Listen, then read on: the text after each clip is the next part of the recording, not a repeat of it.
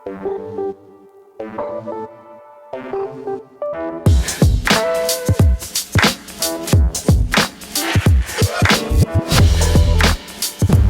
up guys? Nandito tayo ngayon sa Caloocan sa may Montserrat para tikman ang The Original Butsihan ni Mami. Masarap daw dito guys, puro pinupuntahan ng mga estudyante.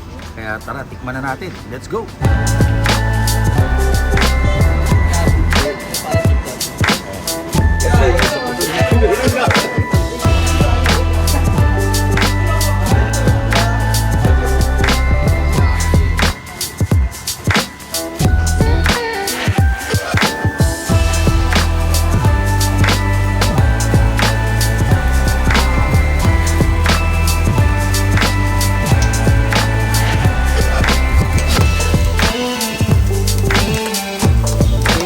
Nay, kailan po nagsimula na itong The Original Butsihan ni Mami sa Montserrat? 2009 pa po ito.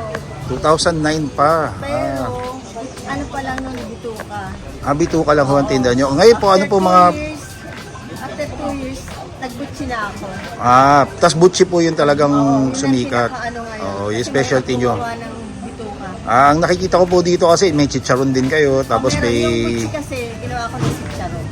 Ginawa nyo yung chicharon. So magkano ho yung paninda nyo dito? 55 with rice na yun. Kuya.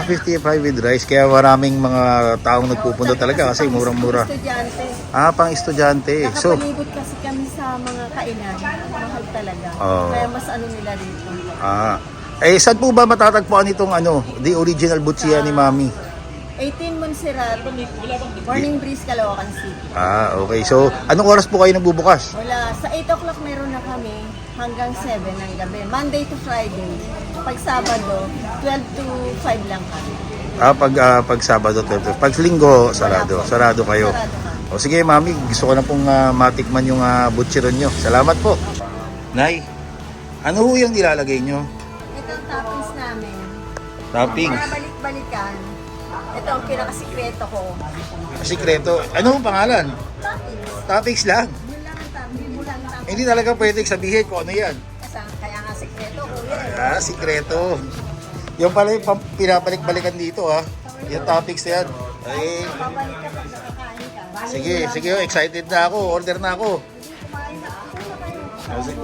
Sige po.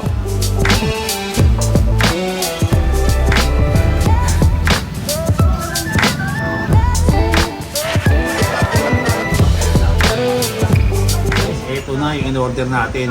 Normally, ang order nito, kunyari ito lang, 55 pesos. Tanggalin mo yung chicharon, ito lang barbecue, 55 pesos din yan. O kaya itong butsi with rice, 55 pesos din yan. So ito yung mga kinakain ng mga estudyante dito. Pero syempre, tikman natin lahat, di ba? So, bango yung barbecue nila, alam nyo no? Pag mabango, kainin nyo, di ba? Tapos, syempre, yung kanilang specialty, yung sikreto ni nanay, di ba? Nandito na hindi niya talaga sinasabi kung ano yun. Dahil sikreto nga daw. Anyway, tikman natin. Meron din silang malupit na suka daw dito. Ito yun. So, tikman natin itong suka nila. Masarap din yung suka, guys. Unahin muna natin itong chicharon na butsi, no? Tutok mo. Yan. Sausaw natin dito.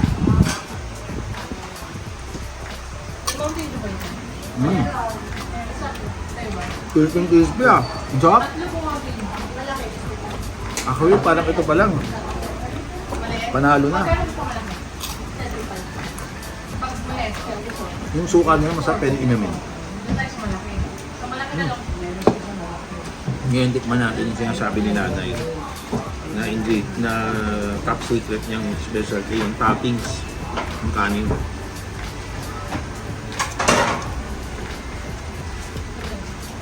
Ano nga ito? Parang kanina may nakita ko kanina. Parang butsi rin ito yata na niluluto. Ang sarap. Parang siyang ang buhangin. Hindi, joke lang. Hindi buhangin, hindi ko rin yung lasa. Malinamnam siya eh. Try naman natin itong barbecue na butsi. Kaya, kung kanina crispy, ito ang malambot. Malambot at chewy. Lasang barbecue. Lasang pork barbecue siya. Anong kanin?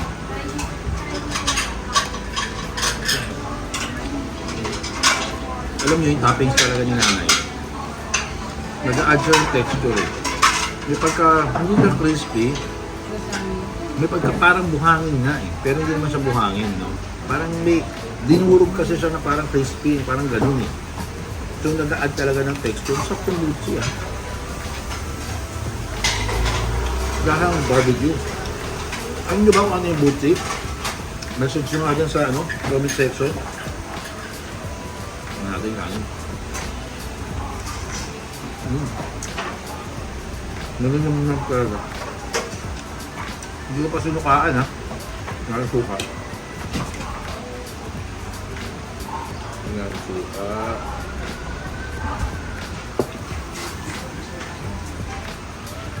Manamis-namis. Yung smokiness ng barbecue, siyempre. Lalo, kaya parang dami ng mga estudyante pupunta dito.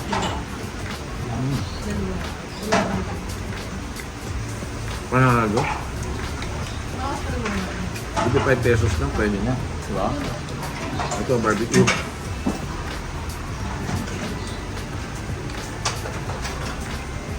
Barbecue nila, normal barbecue na masarap, typical. Balik lang siya. Pwede na. Pero yung specialty talaga din na dito, guys. Yung kanilang butsi nga. At balita ko, sila yung nagsimula o nagpauso ng butsi na naka-plastic, yung binibenta na. Na minamas produce. Kaya nagkasimuno na. Since 2009 pa to. Diba? Tsaka yung, siyempre, pagka model kayo nga dito, kumain kayo dito, yung kanin nila na may toppings, yun talaga yung nagpapapanalo. Kasi yung butchi nila, parang feeling yung barbecue lang na tuwi. Yun lang. Harap. Sabayan natin ito. Habang minumuya ko.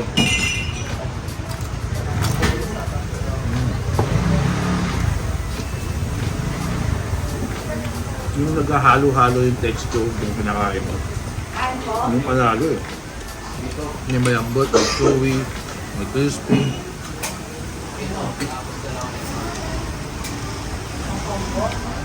Solid. Noong una, sa totoo lang, hindi ko na-expect na magugustuhan ko siya. Pero ngayon, nahanapit ko na, solid na solid.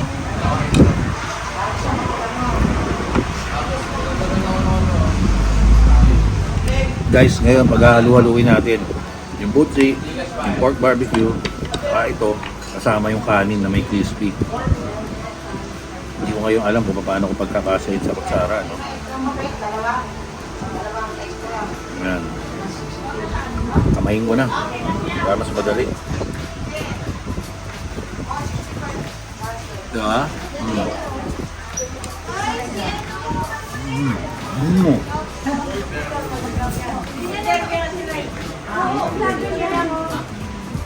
Oh.